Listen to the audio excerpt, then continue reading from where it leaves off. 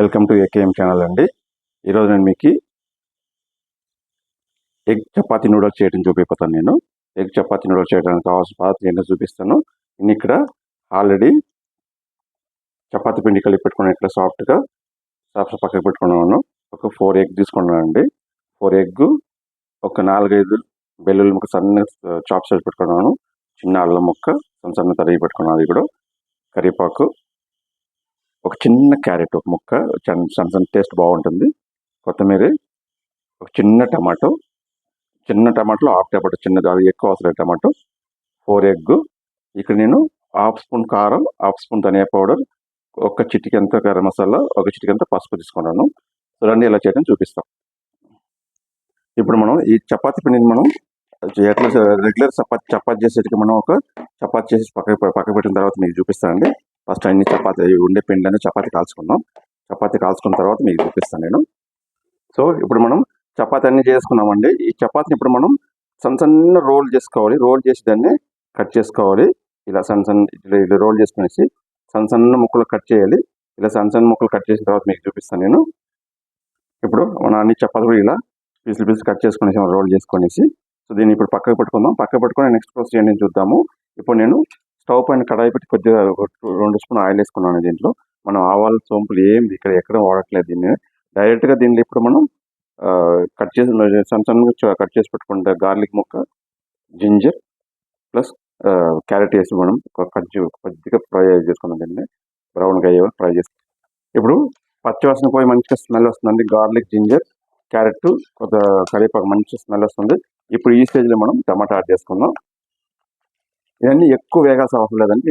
ఇది కొంచెం పలుపులుగా చేతి నోటి తగిలితేనే బాగుంటుంది. సో దానివల్ల నేను ఎక్కువ వేయకూడదు.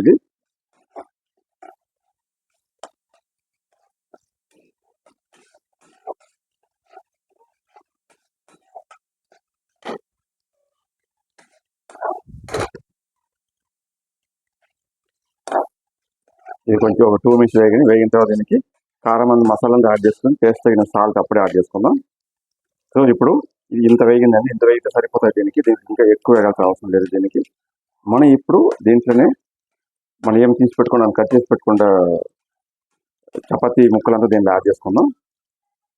సరే దీనిలో చపాతీ ముక్కలు కాదు. ఇప్పుడు దీన్నే ఈ స్టేజ్కి వచ్చినప్పుడు మనం ఏం చేస్తాం దీంట్లో అంటే కారం యాడ్ చేసుకుందాం. కారం యాడ్ చేసుకున్న తర్వాత ఎగ్ యాడ్ చేయాలి. దీంట్లో కారం అయిపోయిందండి. కారం ఈ స్టేజ్లోనే మీరు టేస్ట్ తగిన సాల్ట్ కూడా ఈ స్టేజ్ని యాడ్ చేసుకోండి. ఇది కారం కొంచెం పచ్చివాసన పోతే సరిపోతాయి. ఉప్పు కూడా నేను ఈ స్టేజ్ యాడ్ చేస్తాను. ఇప్పుడు కారం అన్ని పచ్చివాసన పోయిందండి. ఇప్పుడు మనం తీసుకున్న 4 ఎగ్స్ దీన్ని కొట్టేసుకుంటాను. ఇప్పుడు ఎగ్ కొట్టేసుకుందాం. ఇప్పుడు నేను 4 ఎగ్ కొట్టి యాడ్ చేసినాను. ఇప్పుడు తక్షణం మిక్స్ అయ్యకూడదండి. ఎందుకంటే ఎగ్ చిన్న ముక్కలు అయిపోతే కొంచెం పెద్ద ముక్కలు ఉంటుంది. దాన్ని చపాతీ దగ్గర పళ్ళు తగిలేటప్పుడు చాలా టేస్ట్ బాగుంటుంది. కాసేపు వదిలిపెట్టి కొంచెం జస్ట్ ఇలా ఇంచెస్ వదలండి. అది కొంచెం వేగేటప్పుడు కొంచెం పళ్ళు డ్రై అయిందంటే కొంచెం పెద్దగా వస్తుంది. ఇది అయిన తర్వాత మనం చపాతీ యాడ్ చేసుకుందాం. ఇప్పుడు ఎగ్ రెడీ అయిపోయిందండి. మీరు దీనిలో క్యాప్సికమ్ కావాలంటే యాడ్ చేసుకోవచ్చు. క్యాప్సికమ్ బీన్స్ కూడా టేస్ట్ బాగుంటుంది. సో ఈ పదంగా ఉంటే సరిపోతాయి. ఇప్పుడు మనం దీన్ని యాడ్ చేసుకుందాం. చపాతీని యాడ్ చేసుకుందాం. చపాతీని యాడ్ చేసుకుని మిక్స్ చేసుకున్నాం. దీన్ని మిక్స్ చేసుకున్న తర్వాత ఒక 2 మినిట్స్ ఉండాలండి. ఇది బాగా మంచిగా మిక్స్ అవ్వాలి. మిక్స్ అయిన తర్వాత దీన్ని తీసేసుకుందాం. ఇప్పుడు ఇది రెడీ అయిపోయిందండి. ఇప్పుడు మనం దీనికి ఆఖరి కొద్దిగా కొత్తిమీర యాడ్ చేసుకుందాం. అయిపోయింది. మిక్స్ అయిపోయింది. ఇప్పుడు స్టవ్ ఆపేస్తున్నాను ఇప్పుడు నేను. సో మీరు కూడా ఇలాగ ట్రై చేయండి. ట్రై చేసి టేస్ట్ కమెంట్ చేయండి. పిల్లలు అయితే చాలా ఇష్టపడి తింటారు. ఇలా చేసి ఇస్తారండి. మీరు రెగ్యులర్గా రోజు చపాతీ పట్టకుండా ఇలా చేసేయండి. వెరైటీగా ఇష్టపడి తింటారు. టేస్ట్ కూడా చాలా బాగుంటుంది. మీరు ఇలాగ ట్రై చేసి టేస్ట్ కమెంట్ చేయండి. మా ఛానల్ సబ్స్క్రైబ్ చేయండి, లైక్ చేయండి, షేర్ చేయండి. Bye bye.